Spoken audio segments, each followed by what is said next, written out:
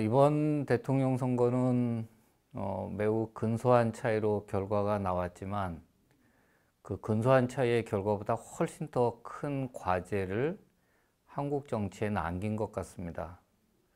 일단 0.73%라고 하는 두 후보 간의 격차는 한국 사회가 얼마나 정치적으로나 이념적으로 분열되어 있는지 잘 보여주고 있습니다. 그래서 앞으로 통합과 관련된 중대한 과제가 한국 정치에 던져져 있다는 생각이 듭니다. 그리고 이번 선거를 통해서 또 그동안 있었던 지역이나 이념 균열에 더해서 특히 20대에서 여성과 남성 간의 젠더 간의 갈등까지 또 등장을 했기 때문에 여러 가지 면에서 우리 사회의 이 분열된 모습이 드러났던 선거였다 이렇게 생각이 됩니다. 그리고 또 한편으로는 이제 우리의 그 대통령제라든지 혹은 정당과 관련된 이 시스템에 대한 전반적인 검토를 해야 될 때가 아닌가라는 생각을 갖게 하는 선거였습니다. 두 주요 정당의 두 후보가 모두 과거의 정치적 경험, 특히 국회에서의 경험을 전혀 하지 않았고, 한 후보는 정치 경험이 전혀 없는, 또 다른 후보도 중앙정치에서 경험이 없는 그런 후보였습니다. 말하자면 정치적 아웃사이더의 등장이었죠.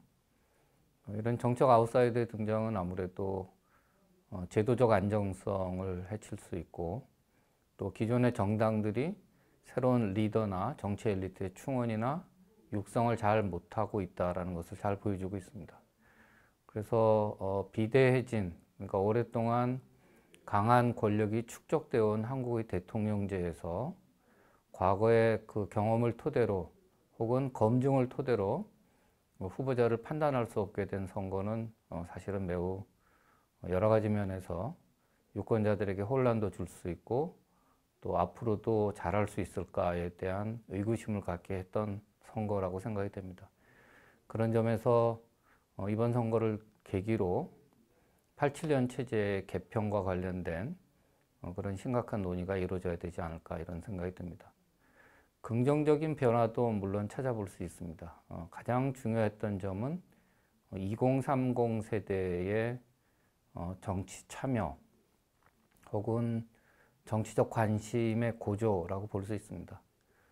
역대 민주화 이후의 선거에서 2030 세대로 대표되는 젊은 세대가 정치적 관심을 이렇게 크게 받은 적도 없고 또 정치적으로 이렇게 중요한 존재가 된 적도 없습니다.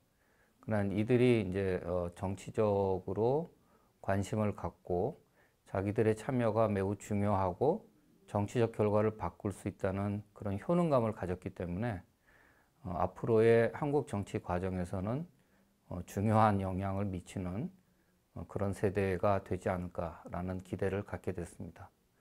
그리고 또 한 가지는 여전히 미약하고 외형적으로 볼 때는 그 변화는 미약하고 외형적으로는 여전히 강고해 보이는 지역주의가 있긴 하지만 의미 있는 변화가 저는 나타나고 있다고 생각이 듭니다.